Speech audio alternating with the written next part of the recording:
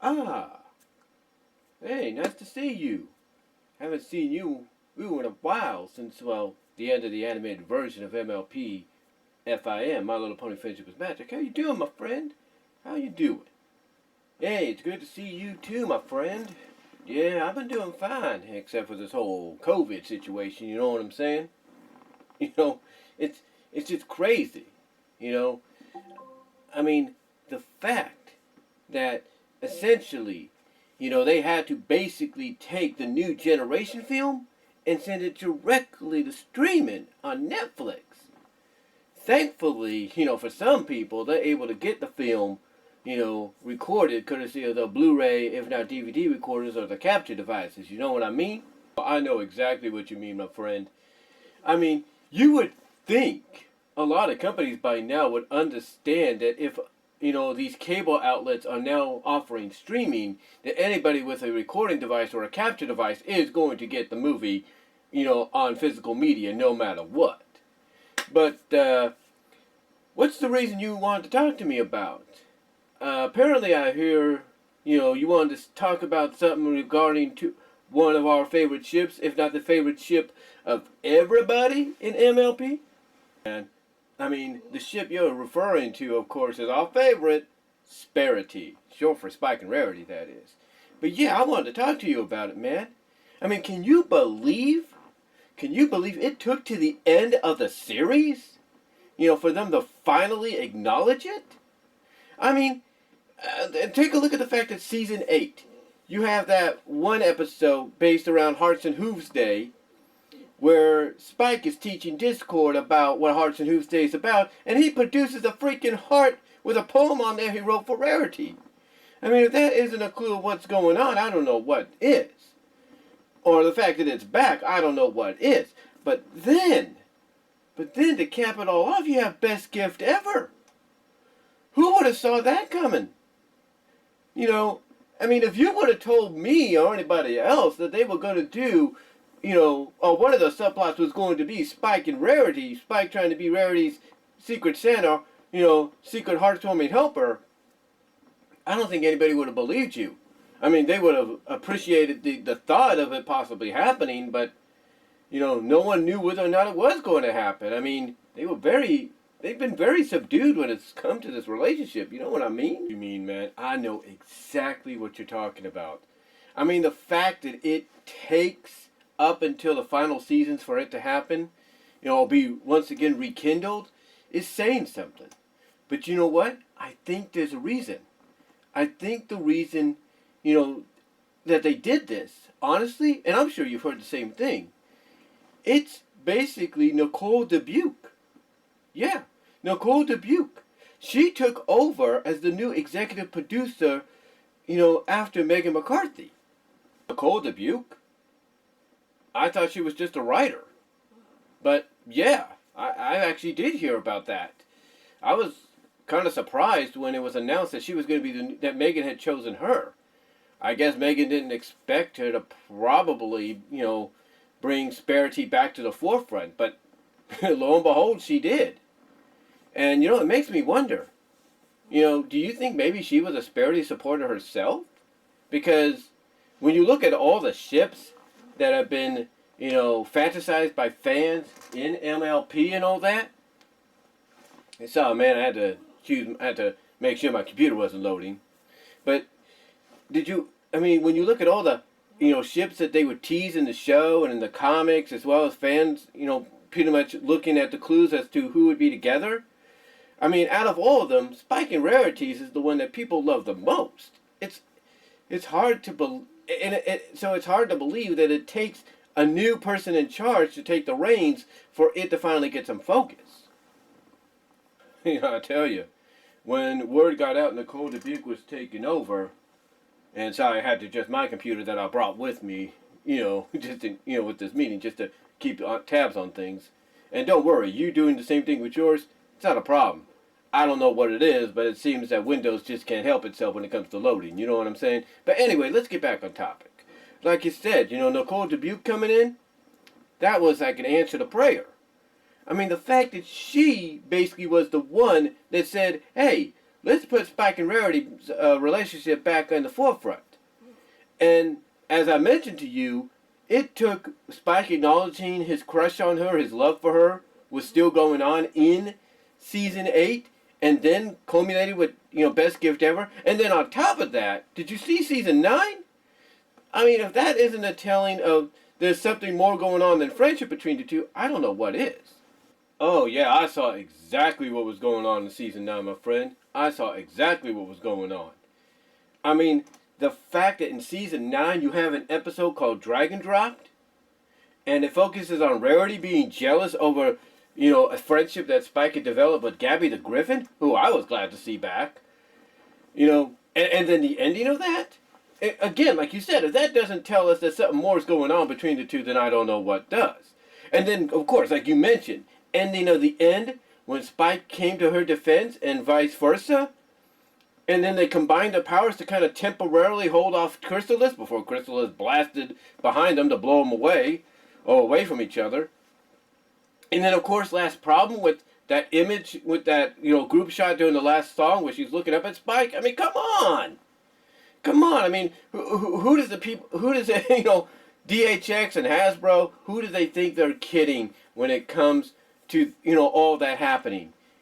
I mean, I've got something I want to show you, too. I got something I want to show you, man.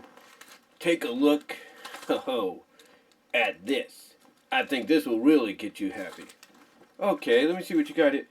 Oh, you're right. This does make me happy. This is actually from the one of those Valentine gift sets, right? Yep, it is. It is from one of those Valentine gift sets. And and you're right. This does prove that even Hasbro acknowledges the fact that these two are an item, or there's more to them. I mean, you have freaking Fluttershy playing Cupid here, and then you have these two right here. I mean, come on. If Hasbro can acknowledge it, like you said, then I don't know what other proof you need. Yeah, tell me about it, right? If that thing that I brought, that Valentine's thing that I brought, isn't proof that Hasbro acknowledges it, I don't know what does. And there's other things, too, that acknowledge it. There's a lot of things, too, that show that if Hasbro acknowledges it, then why doesn't anybody else in the fandom want to acknowledge it? I mean, they should know that it is, as we mentioned, the most popular ship around. So why do fans disagree with it? A good question. I don't understand why fans disagree with it when a majority of the fan base pretty much, has come out and said they support it. I mean, I can't tell you how many times, on YouTube, on my YouTube channel, that basically when I put up a PMV, focus on Spike and Rarity, it gets a lot of views. I mean, some of them that I just put out, out of the spirit of the moment, and all of a sudden, boom, boom, boom, boom, boom, boom, boom, people are watching it. They're enjoying it. They love it. I mean, the only downside is I can't really make money off it unless the song is public domain, and that's about it. Or unless the people that claim copyright want to share the revenue. But that being said, they are some of the most watched videos I get throughout the years, or throughout the year I do them. But yeah, I don't get it either, but I think I do. But I think I know one of the reasons. Oh, really? What reason could that be? What reason do you think it is that that some fans don't want to acknowledge it? It can't be what I'm thinking, is it? Actually, it is. The reason that a lot of fans, I should say, that don't want to acknowledge Spike and Rarity, as an item, if not semi-officially, is because they still go off the fact that Spike, to them, is too young, and that Rarity is an adult, and it would basically promote pedophilia. But that's not the case, because apparently they've never read fantasy lore, which is something that this show and the comic and other stuff that it's based around goes off of. And the fantasy lore for Spike indicates that he's older than what he looks. The only reason he's not a big dragon is because he doesn't let his greed get the best of him, like, what happened in Secret of My Excess, where he finally admitted to Rarity that he has a thing for her, and apparently she already knew. And, heck, you know what's funny? is even voice of reason at one point, you know, supported the ship. Yeah, he supported the ship. And when he did a review with Buck Reviewer, he even acknowledged, you know, the fact that, you know, that Rarity could be Spike's girlfriend, in a sense. So when you have someone like Voice of Reason even coming out and saying, you know, something like that, even back then, and probably to an extent still kind of supports it, but maybe not as much, then I don't know what other proof you need. I mean, even Silver Quill recently did a review on Best Gift Ever, and he even kind of liked the idea that Spike, you know, sang a song for Rarity, and the ship was kind of getting canonized. The only person that didn't like it, of course, is Golden Fox, but that's understandable. At least he was willing to accept the fact that when Spike, you know, did the song for Rarity, you know, he didn't blush or anything like he did the first time she kissed him, when she kissed him in that episode.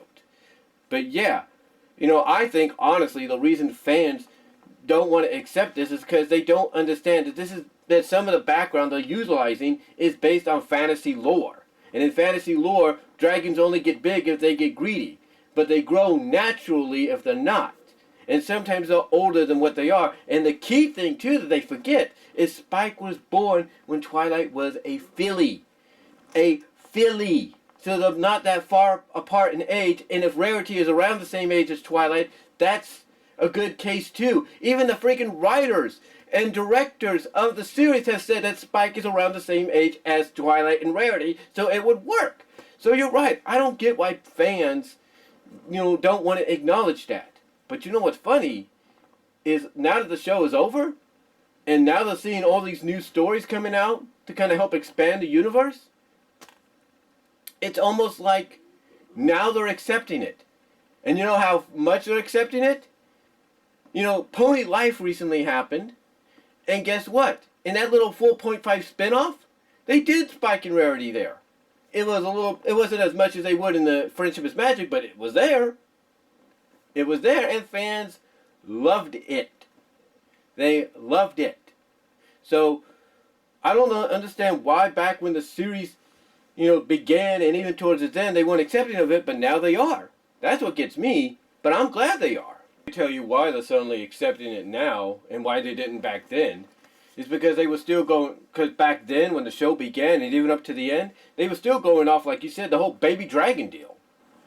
You know, even though, like you pointed out, Spike was born at the same time Twilight was a filly, so they're not that far off in age. So, like you said, I don't get it. I don't get why they were against it back then, but my logical conclusion is they just didn't like the idea that, you know, to them, a baby dragon was having a thing for an adult pony who basically, like Twilight, wasn't that far off in age on him. But like you said, what's crazy is now that the show's over, you know, they're willing to accept it even more so. Now they're willing to accept it, and I'm guessing it's because Spike grew up finally, and they're like, okay, now we can accept it. But you know what? I think they're accepting it even more because of that story that's coming out courtesy of Finland. That little Finnish story that's coming out, where Spike gets turned into a pony. I think they're more willing to accept it now with that because, hey, at least he's the same species. But either way, I'm just glad they're finally accepting it and finally putting to rest, as I check my computer again, my friend, they're finally putting to rest this whole debate of whether or not he should be with her, when pretty much everything in the show, you know, associated with the show and all that, has proven otherwise. And from an official standpoint, that is. He said that book that's come out, and hopefully will be coming out from an international standpoint soon. I'm glad they're doing, because at least that now kind of puts to rest what's going on. I haven't read it yet, but hopefully there are some moments in there with Spike and Rarity. But you know what? I gotta talk about this guy, this George Garrison guy, or as he's known on social media, George Garrison.